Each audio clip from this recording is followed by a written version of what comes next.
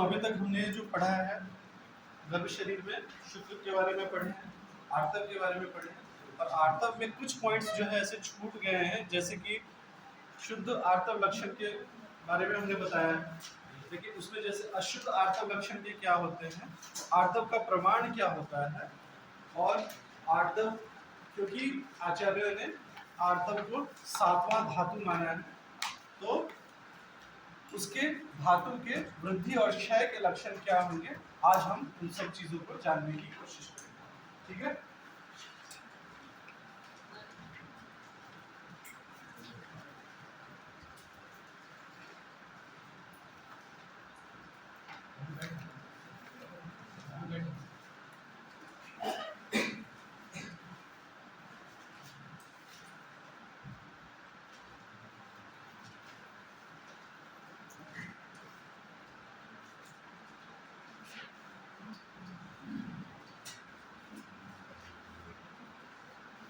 हाँ, तो उसमें कुछ पॉइंट्स है जो लिख लो।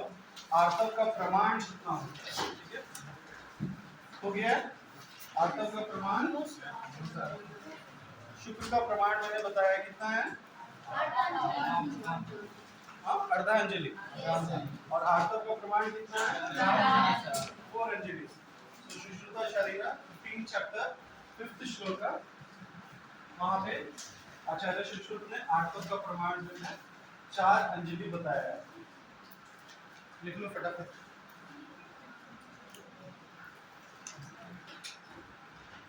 इसमें लिखने के बीच में वॉइस को पॉज करना पड़ेगा, बहुत गैप चला जाएगा।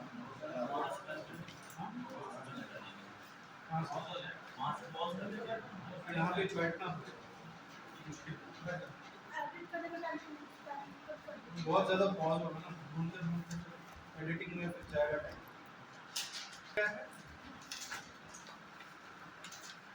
गर्भ की स्थापना करना, ठीक है। देखो, गर्भ और गर्भाशय में फर्क होता है, ये चीज हमेशा ध्यान रखना, जो हम गर्भ और क्रांति में पढ़ेंगे।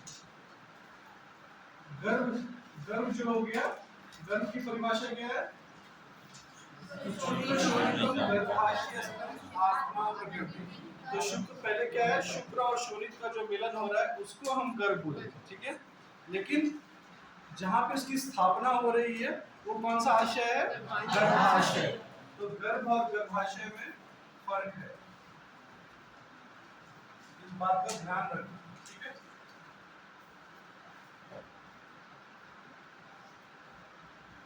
तो फंक्शन ऑफ आर्तव में आचार्य बताते हैं, रक्त लक्षणम आर्तव।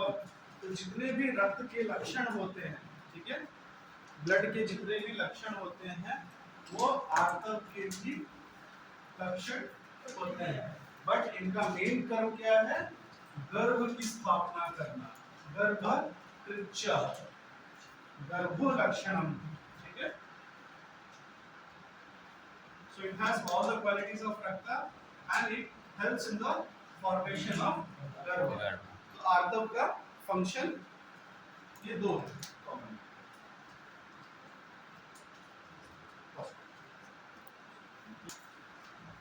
अशुद्ध आर्तव लक्षण या दुष्ट आर्तव लक्षण।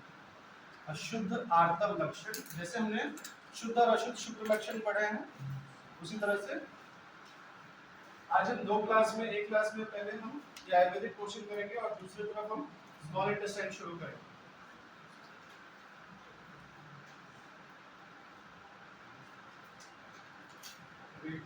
डिओडिनम, जेजुनम, इलियम, उसके बाद अपेंडिक्स, सीकम, सेमिकोलर,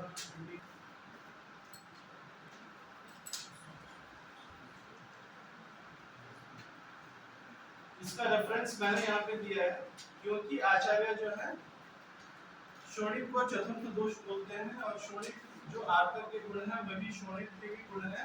तो आर्तव होगी त्रिवी दोषी शोणित, क्योंकि सुश्रुत ने रक्त को चौथा दोष माना है, शोणित चतुर्थे पृथक द्वंद्वे समस्तेश्च उपशिष्टम बीजम भवति तदपि दोष वर्ण वेदनादि भी व्यक्तेन।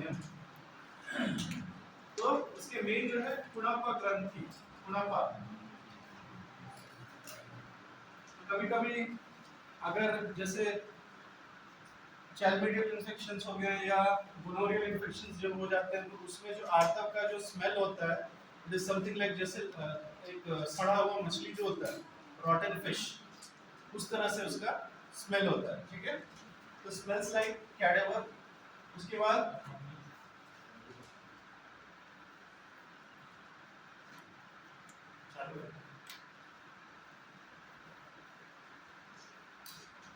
सो तेषु कुणप ग्रंथि ऊति उय क्षीण मूत्र पुरुष प्रकाशम असाध्यम साध्यम न च इति।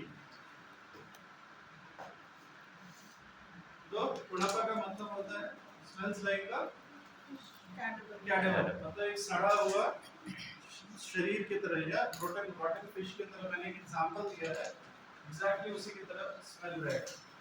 जस्ट लाइक आपने अगर कोई सी बीचेस गए हैं तो उसमें जो कई सारी मछली जो मर के समुद्र के किनारे हो जाती है और आप वहां से जब गुजरते हो तो जो स्मेल होता है उस तरह का स्मेल रहेगा।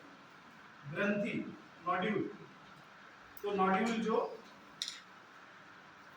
एक सिस्टिक वॉल के अंदर में जो कंटेंट होता है जब वो बाहर आता है, उस तरह का जो स्मेल होता है उसको हम ग्रंथि, ग्रंथि में जो ग्रंथि के वॉल में जो कुछ भी होता है जब वो बाहर निकलता है तो उसका जो स्मेल होता है एज इट इज उसी का स्मेल बताया गया है, दुष्ट आर्तव के लक्षण। और तीसरा बताया गया है ऊति पूय, पूय का मतलब होता है पस। तो जो जिसका स्मेल गंदा, अनप्लेजेंट हो और पस की तरह हो, सड़ा हुआ स्मेल हो, उसको वो दुष्ट आर्तव के लक्षण होंगे। एंड लास्ट मूत्र पुरुष, तो जिस आर्तव का स्मेल मूत्र और पुरुष के गंध के तरह हो, उस वो दुष्ट आर्तव के लक्षण कहलाएंगे। Move to the next slide.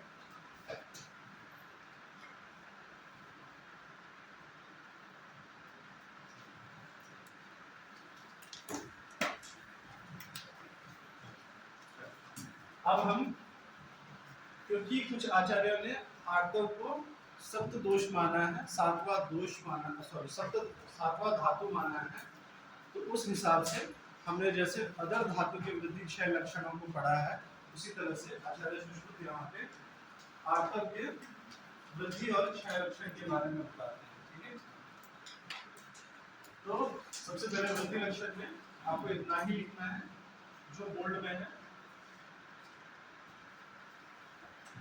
आर्तम आर्तवम अंगमर्द अति प्रवृत्ति दौर्गंध्यम च, ठीक है।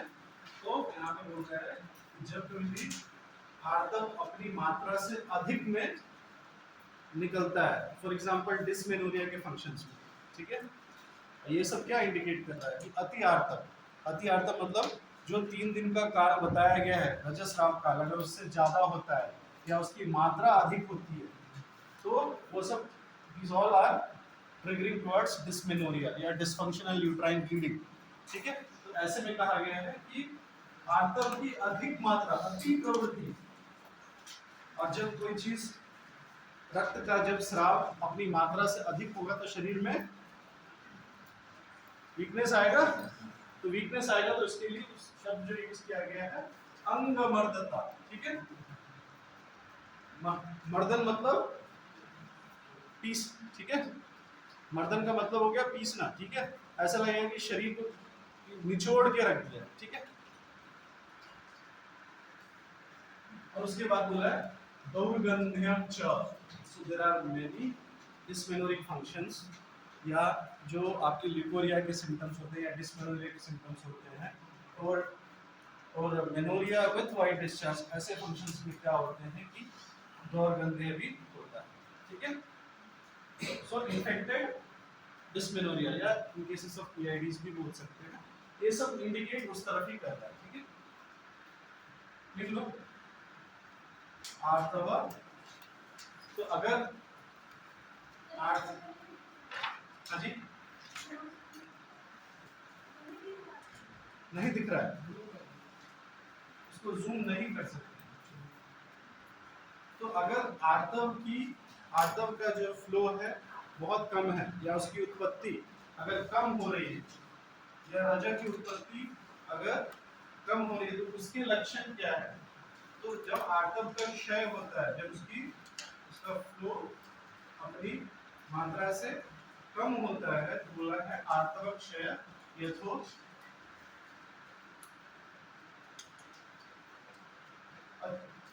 उचित काल दर्शन अल्पता व योनि वेदना। तो ऐसे में कहा गया है कि जब जब फ्लो की कमी होती है, या आर्तव ठीक तरह से बन नहीं रहा है, या रजक का ठीक तरह से फ्लो नहीं हो रहा है, या एंडोमेट्रियम की शेडिंग ठीक से नहीं हो रहा है, ऐसे में क्या होगा? दो कारण हो सकते हैं, अकाल दर्शन और अकाल दर्शन। उचित काल दर्शन यानी कि अपने निर्धारित समय पर, जो हमारा जो साइकिल मैंने बताया है 28 दिन का या 26 दिन का, वो अपने निर्धारित समय से नहीं होता है, ठीक है, हो सकता है लेट हो। ओके, इसका मतलब हम इस कंडीशन को भी हम पीसीओडी की तरफ हम लेकर के जा सकते हैं, ठीक है, क्योंकि क्या हो रहा है? डिलेड मेंसेस या अकाल दर्शन, या तो एक महीना हुआ, एक महीना गायब है, दूसरा महीना गायब है, तीसरा महीना बहुत ज्यादा है, ऐसा होता है। अकाल दर्शन अल्पता यानी उसकी मात्रा कम होती है, ठीक है, यानी यूट्रस इज नॉट, जितना भी एंडोमेट्रियम का शेडिंग होना है वो पूरी तरह से नहीं हो पाती है, तो अल्पता। और क्या होगा? योनि वेदना, हो सकता है दर्द के साथ हो या दर्द के साथ नहीं भी हो, बट यूजुअली कंडीशंस में क्या होता है? दर्द के साथ होता है। क्यों? क्योंकि इसमें वात की विकृति होती है। वात जो है, जब कभी भी आपका चिराकाल मतलब बहुत देर बाद, मतलब अगर आपके मेंसेस होते हैं, तो वैसे कंडीशंस में क्या होता है कि जो एंडोमेट्रियम का शेडिंग अगर नहीं होता है, या रजक का स्राव अपने समय पे नहीं होता है, तो वायु का काम क्या है? रजस्राव को नीचे की तरफ धकेलना, ठीक है। अपान वायु के फंक्शंस, अपानो अपान आगा, श्रोणी बस्ती मेढ्रो रुगोचरा, आगे आगे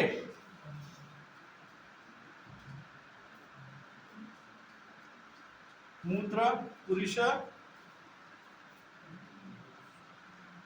निकालो अष्टांग हृदय, तो चैप्टर पॉज कर थोड़ा बता दीजिए। अपानो अपानाग श्रोणी, श्रोणी is related to pelvis, Basti bladder के पीछे ही तो है यूट्रस, है ना। श्रोणी, बस्ती, मेढ्रो, vaginal area and penile area, ठीक है। रुगोचरः, तो इन चरण करना, चरना मतलब गाय कैसे चरता है घास, घूम घूम के, तो उसी तरह से इन सब एरियाओं में अपान वायु का चरण होता है, ठीक है। चरह, तो कोई चीज घूम घूम के करना, मतलब वायु का फंक्शन है। पता है आचार्य जो चरक हैं, उन्होंने कैसे ऑब्जर्व किया अलग अलग जगहों पे जाकर, इसीलिए उनको बोला जाता है चरक, चरके इति चरका, ठीक है, क्योंकि उन्होंने अलग अलग जाकर के अलग अलग जगहों पे अलग अलग स्पीशीज में अलग अलग देश काल वगैरह ये सब को देख करके ऑब्जर्व करके तब उन्होंने इन साइंस को लिखा। अलग अलग जगह जाकर के कौन कौन सा देश में ज्योग्राफिकल एरिया के हिसाब से कौन सा औषधि कहाँ काम कर रहा है, कैसे काम कर रहा है, तो सब भ्रमण करना, ठीक है। चरना मतलब भ्रमण करना। तो टेस्ट हो गया तुम लोग का, अपान वायु नहीं हुआ है, फंक्शन नहीं हुआ, वायु के फंक्शन हो गए हैं। अब बताओ अपान वायु का फंक्शन क्या है? शुक्र का इजैकुलेशन करना, आर्तव का इजैकुलेशन करना, शकृत मतलब पुरुष, मल, मल का त्याग करना। जिसको कॉन्स्टिपेशन हुआ सबको बस्ती पड़ा है। मूत्र का त्याग करना। सो ये सब भी अपान वायु के फंक्शन है। गर्भ का निष्क्रमण, उच्च क्रमण, निष्क्रमण, नीचे की तरफ parturition, the act of parturition.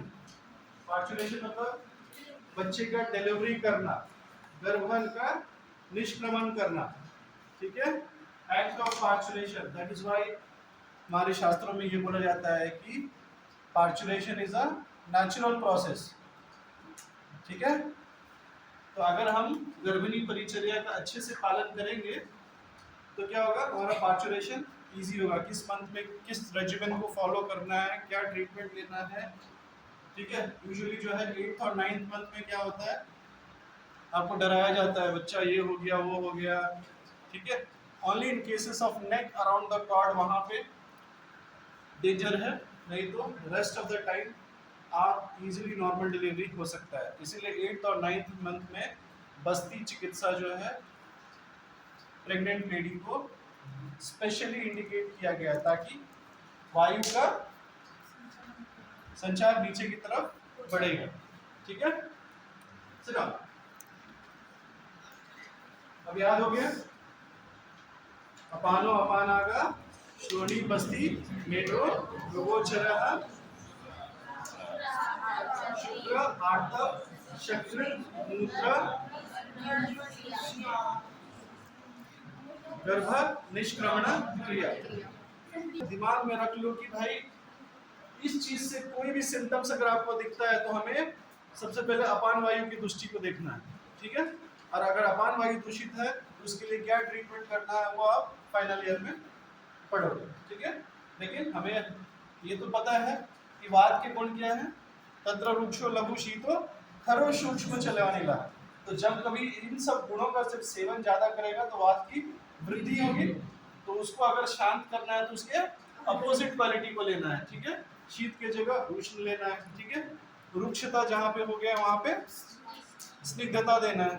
तो जो हम मात्रा बस्ती दिए हैं वो क्या कर रहा है, स्निग्ध कर रहा है, ठीक है। और स्निग्धता होने की वजह से पिछल गुण बढ़ेगा, तो फिसलन बढ़ने की वजह से वायु जो है उसका जो है इंटेस्टाइनल जो प्रेशर है और वो जो है बढ़ने की वजह से, और जो उसका कॉन्ट्रैक्टाइलिटी नेचर है, मतलब आकुंचन प्रसन भी वायु का कर्म है ना, तो उसका जो आकुंचन प्रसन कर्म है इंटेस्टाइन बबल्स का, वो उसको बढ़ा देता है, जिसकी वजह से हमारा मूत्र और पुरुष का त्याग इजीली हो पाता है, राइट। केसेस ऑफ आर्तव क्षय, केसेस ऑफ आर्तव क्षय, द लेडी में फेस डिलेड मेंस्ट्रुएशन,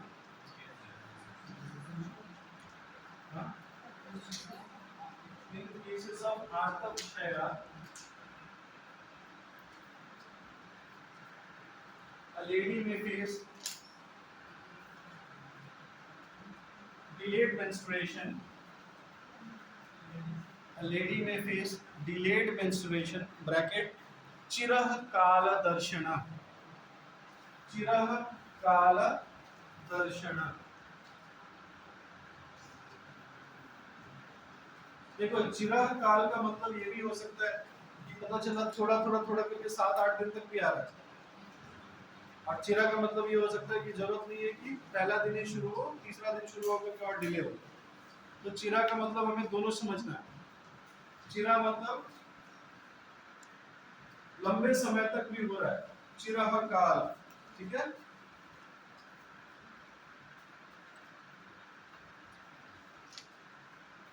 जैसे किसी का आशीर्वाद दिया, चिरा आयुष्मान भव,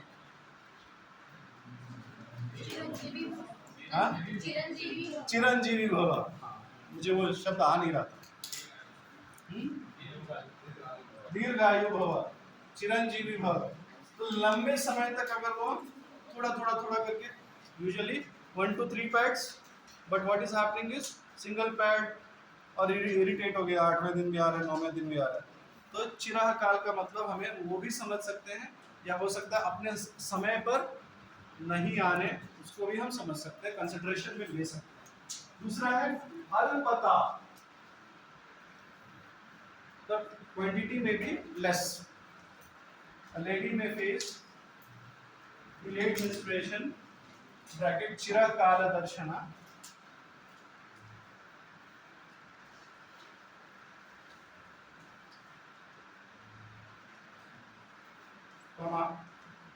the quantity of flow may be very less. The quantity of flow may be very less, comma, associated with pain, associated with lower abdominal pain, lower abdominal pain, क्योंकि यहाँ पे specific lower abdomen में pen होगा, नाभि के नीचे, वात का स्थान कहाँ है?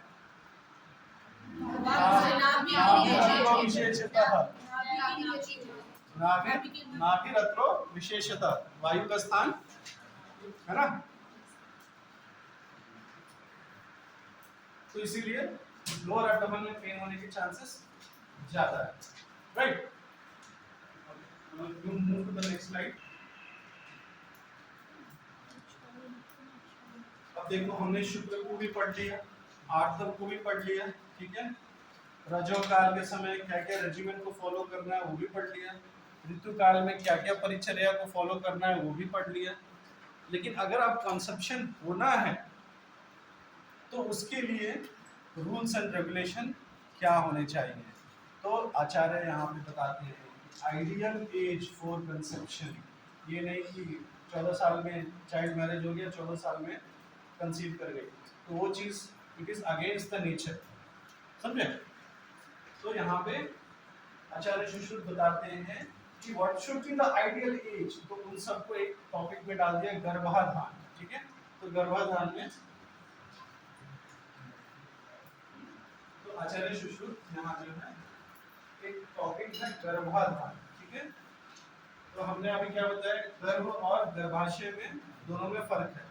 गर्भ क्या है, शुक्र शोणित का संयोग होना, और जिस आशय में जाकर के 9 महीने तक स्टे करेगा और उसका ग्रोथ होगा, मासिक अनुमासिक गर्भ वृद्धि होगी, वो हमारा हो जाता है गर्भाशय, क्लियर। तो कहते हैं कि देयर आर सर्टेन रूल्स, कुछ ऐसे भी नियम हम बना रहे हैं जो गर्भ को आश्रय देने वाला गर्भाशय जो है वो उसको उतना स्ट्रेंथ रहे उस आयु में, ताकि वो गर्भ को होल्ड करके रख सके। और इसके लिए कहते हैं कि जो कंसेप्शन के लिए जो आइडियल एज है, या शादी करने के बाद जो प्रोजनी के लिए अगर हम प्लान कर रहे हैं, वो जो आइडियल एज होता है वो हमारा कहता है पुरुष के लिए 25 साल और स्त्री के लिए 16 साल, ठीक है। अब जो है गवर्नमेंट रूल्स के हिसाब से नाउ इज 18 इयर्स, ठीक है। लेकिन अभी जो लेटेस्ट रूल्स कुछ आए हैं उसमें 22 साल गवर्नमेंट ने इस समय उसको पास किया, ठीक है। लेकिन ये एक सामाजिक बीमारी है और ये बहुत जगहों पे रुक गई है, बिकॉज सबका कारण लैक ऑफ एजुकेशन, ठीक है। और एक फाइनेंशियल बर्डन होता है कुछ कारणों की वजह से, बट इसको सॉल्व किया जा सकता है। लेकिन इसके लिए आप कम उम्र में शादी करके क्या होता है ना, वो बर्डन बन जाता है, और बहुत सारा जो मेरा मोर्टेलिटी रेट है, बच्चा पैदा होते समय माता भी खतरे में रहती है, बच्चा भी खतरे में रहता है।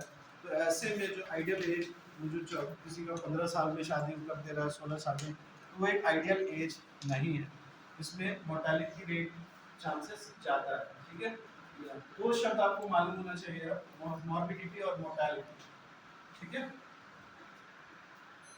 तो यहाँ पे सुश्रुत कहते हैं what should be the ideal as of conception, ठीक है। तो कंसेप्शन होने के पहले के जो नियम है वो अब मैं बताने जा रहा हूँ। तो कहते हैं पंचविंशे ततोवर्षे कुमार नारी तु षोडशे सत्वा गत्रियो युक्तौ जानियात कुशलोह विषय।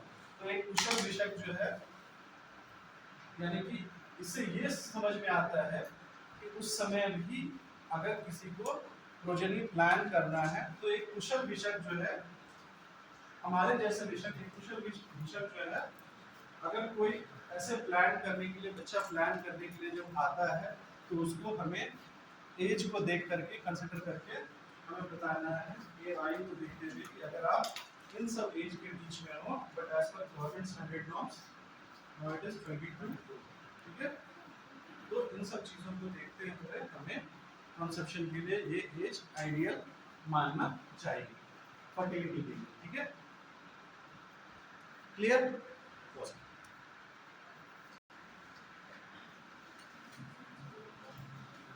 शास्त्रों में आचार्य सुश्रुत ने ये भी बताया है कि ऑड और इवन डेज का कॉन्सेप्ट बताया है, ठीक है।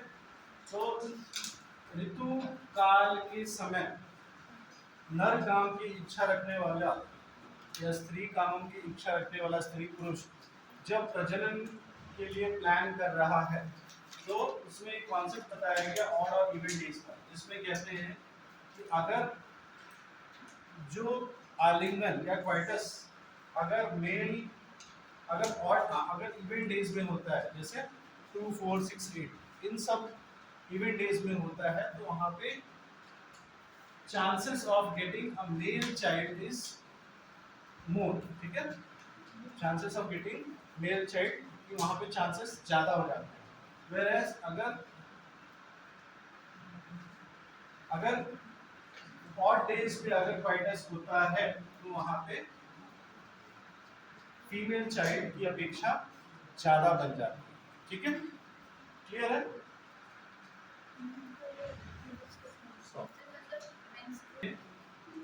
समभूत की पोजीशंस के बारे में भी बताया है, ठीक। क्योंकि क्या होता है ना कि अनपोजिशनल जो होता है आजकल प्रचलन में बहुत कुछ चल रहा है, जैसे अननेचुरल सेक्स, ये सब बहुत ज्यादा प्रचलन में चल रहा है। और जो हमारा जो पोर्नोग्राफी इंडस्ट्री है वो कहीं ना कहीं हमारे यूथ को अभी भी बहुत खराब करते जा रहा है, ठीक है। तो ऐसे में मैं अभी उन टर्म से बचना चाहूंगा जो अभी मार्केट में बहुत चल रहा है। मैं उन सब चीजों पे जाऊंगा कि दोष की दृष्टि के हिसाब से आचार्यों ने कौन कौन सा पोजीशन को आइडियल नहीं माना है, ठीक है। तो उसमें जो सबसे पहले बता रहे हैं position, ideal position for coitus, तो अगर राइट लैटरल पोजीशन में अगर समभोग की स्थिति बन रही है तो वहां पे वात की विकृति होने की संभावना ज्यादा है, ठीक है। और अगर लेफ्ट लैटरल में अगर हो रहा है, ठीक है, लेफ्ट लैटरल पोजीशन में अगर हो रहा है तो वहां पे पित्त की वृद्धि होने की संभावना ज्यादा है। एंड आइडियल जो होता है वो सुपाइन पोजीशन होता है, ठीक है। और अष्टांग हृदय में अगर जाओगे तो ये तक बताया गया है कि the veil should be supine position, veil जो है हमेशा ऊपर की तरफ होना चाहिए, ठीक है। अब क्यों इसका कारण बताया गया कि हमारा जो श्रोणी है यूट्रस पैसेज है वो इस तरफ जाता है, ठीक है, ऐसे जाता है, ठीक है, अच्छा ही जैसे समझ। तो वैसे कंडीशन में जो है अगर स्त्री पुरुष के ऊपर होती है तो डिलीवरी ऑफ द शुक्रा में भी डिफिकल्ट, ठीक है, क्योंकि शुक्र का एजुकेशन अगर हो भी रहा है तो अपने ग्रेविटी की वजह से नीचे आ सकता है, ठीक है। तो ऐसा वो जो पोजीशंस बताए गए हैं वो आइडियल नहीं है, इनसे दोषों की पुष्टि होती है। जैसे फॉर एग्जांपल जैसे हम यूट्रस को पढ़ेंगे जब एनाटॉमी में, तब हम बताएंगे कि भाई ये सब पोजीशन आइडियल क्यों नहीं है, यूट्रस के किस किस वॉल को हिट कर रहा है, वजाइना के किस किस वॉल को हिट करके वो जो है वहाँ पे शोथ पैदा कर सकता है, इन्फ्लामेशन पैदा कर सकता है, ठीक है। उसके बारे में हम बाद में डिस्कस करेंगे। क्लियर? हम अपने हिस्ट्री के बुक्स में एक चीज पढ़े हैं लेकिन ये क्यों है ये पता नहीं। किसी ने इसके बारे में सर्च करने की कोशिश की? खजुराहो टेम्पल, खजुराहो टेम्पल के बाहर और अंदर 10% जो इस तरह के आइड मिलेंगे वो बाहर में है मूर्तियां, और 10% अंदर भी है।